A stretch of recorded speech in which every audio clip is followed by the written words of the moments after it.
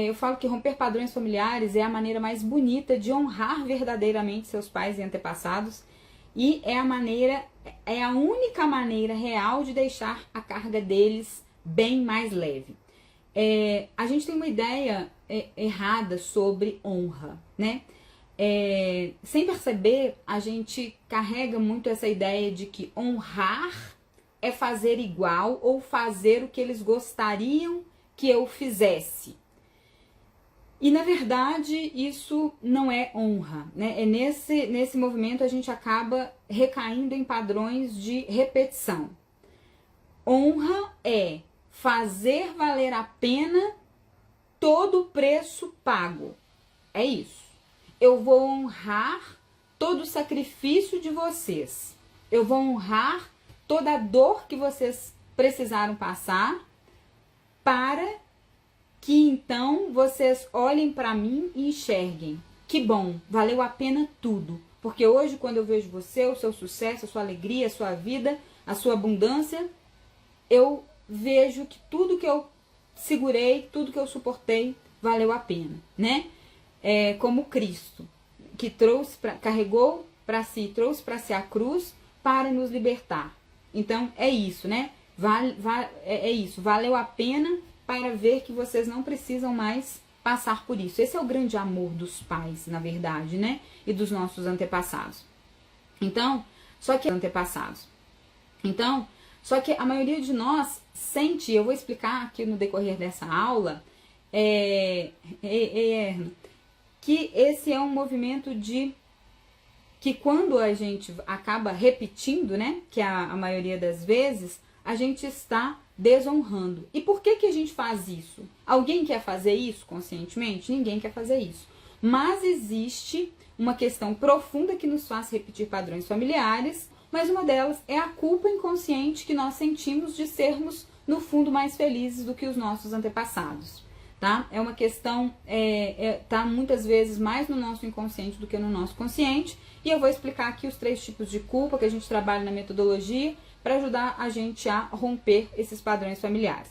Além disso, quando eu rompo verdadeiramente esses padrões e os honro verdadeiramente, a vida deles se torna muito melhor, porque eles podem olhar para mim e falar: que bom que eu não pude viver isso, mas pelo menos você pode. Todo mundo que tem filhos sabe muito bem que isso é uma verdade, né? Quando nossos filhos alcançam ou conquistam aquilo que não foi possível para nós, é um alívio para o nosso coração e nós sempre ficamos felizes ao experimentar isso. E Raquel, bom dia.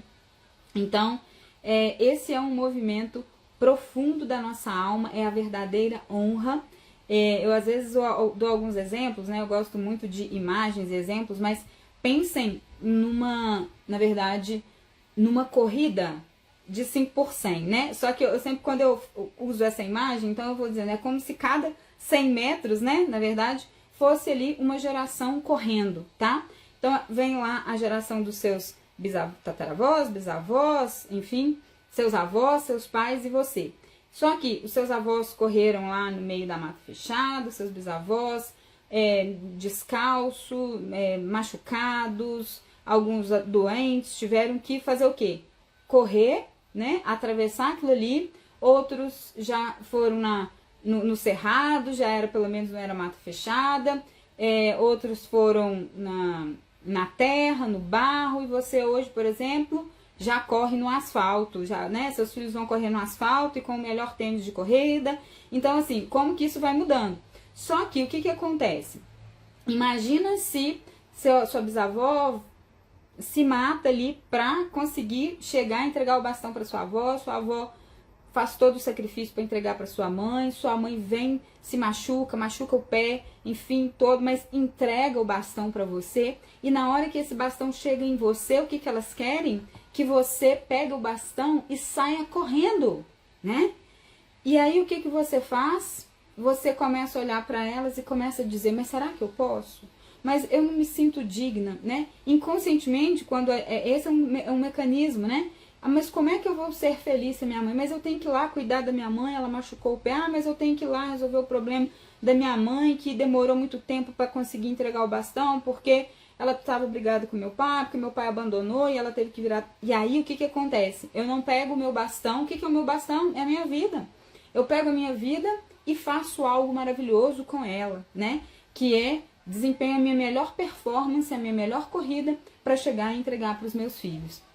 E a gente não faz isso, por quê? Porque a gente fica com pena e sente culpa. Então esse é um caminho, né, que faz com que a gente fique presa repetindo padrões disfuncionais, e isso torna a vida dos nossos pais, dos nossos antepassados, mais pesada, porque quando eles olham para a nossa dor, eles revivem a dor que foi deles, junto e vendo a gente sofrer junto, né?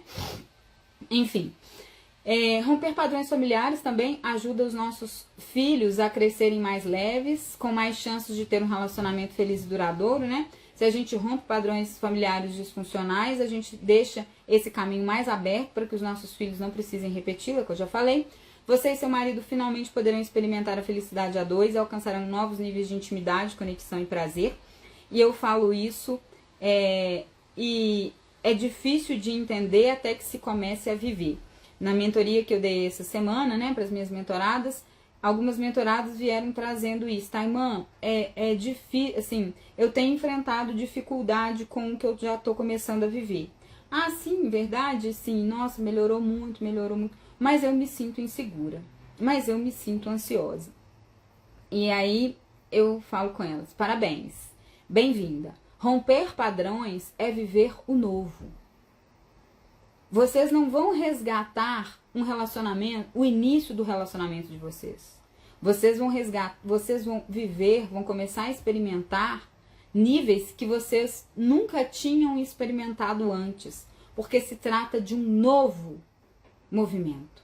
Se trata de acessar o novo. Só se acessa e vive o novo, rompendo definitivamente os níveis anteriores. Só que elas não sabem viver o novo. Elas não têm referência. Algumas delas dizem, eu não tenho referência de um relacionamento funcional. Eu não tenho referência de um masculino forte, né? Eu não tenho referências.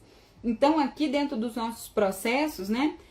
Dentro desse processo de cura, eu ajudo as mulheres a acessarem essas curas a ponto delas viverem não aquilo que elas já viveram lá quando elas consideravam bom, mas viver algo melhor do que elas já conheciam até então. Esse é o grande processo, esse é o grande movimento. E sim, no início dá medo, porque o novo dá medo. Será que isso vai durar?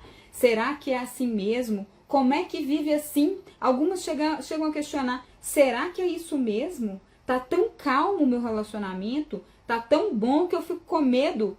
Umas ficam com medo de acabar, outras ficam com medo de... Eu já nem sei, será que eu gosto dele mesmo? Porque tá tão calmo. Quer dizer, eu vim de dinâmicas disfuncionais em que o amor não era calmo, né? O amor era sempre envolvido em dinâmicas de sofrimento, de angústia, de medo, de perda. É tão profundo isso. E aí eu falo, bem-vinda, esse é o verdadeiro movimento, né? Então é sobre isso, você experimenta, é isso que eu quis dizer aqui, novos níveis de intimidade, conexão e prazer, até então não vividos por você e provavelmente por ninguém do seu sistema familiar. Você se tornará cada dia mais irresistível aos olhos do seu marido, o que torna uma mulher altamente irresistível, uma mulher que acessa suas curas profundas, que se conecta profundamente consigo mesma, que aprende a olhar para dentro antes de olhar para fora, que aprende, ei Rose, bom dia, que aprende a curar-se antes de querer curar, mudar e, né, o jeito do outro, que o outro do jeito que ele é, não tá bom, enfim, não sei o quê.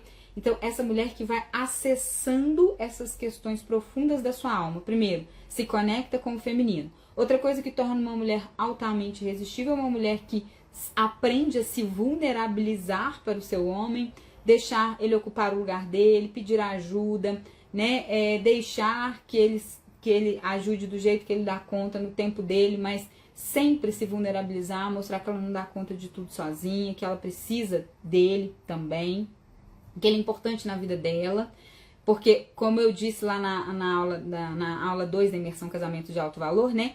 Uma questão que torna que é muito importante para a alma masculina é entender qual é a sua função. O masculino que não tem uma função, que ele não compreende, essa mulher dá conta de tudo sozinha, sem mim, isso desconecta o masculino, isso enfraquece o masculino desse homem e desconecta também a relação de casal.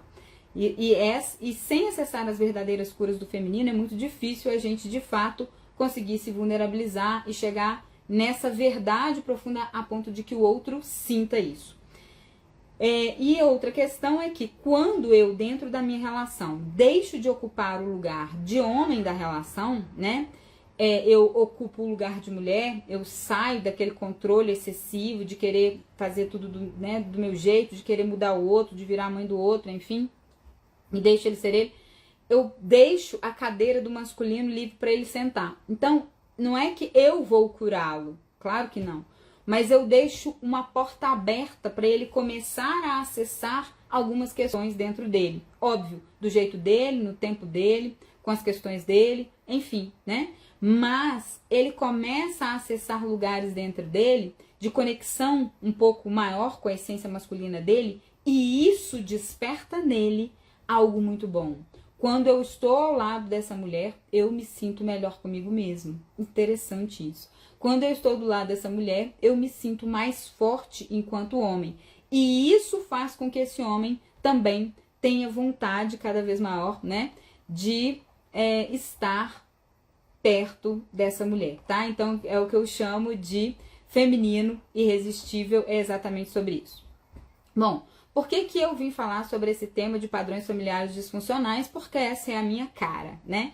Porque essa é verdadeiramente a minha história. Eu vim de uma família que tem inúmeros históricos de casamentos fracassados, dores na relação de casal, dores nos casamentos, muitos casamentos desfeitos, muitas traições, muitas inseguranças, muitos medos, desconexão, muitos homens que foram embora. Não todos, né? Não todos, mas um histórico bem profundo.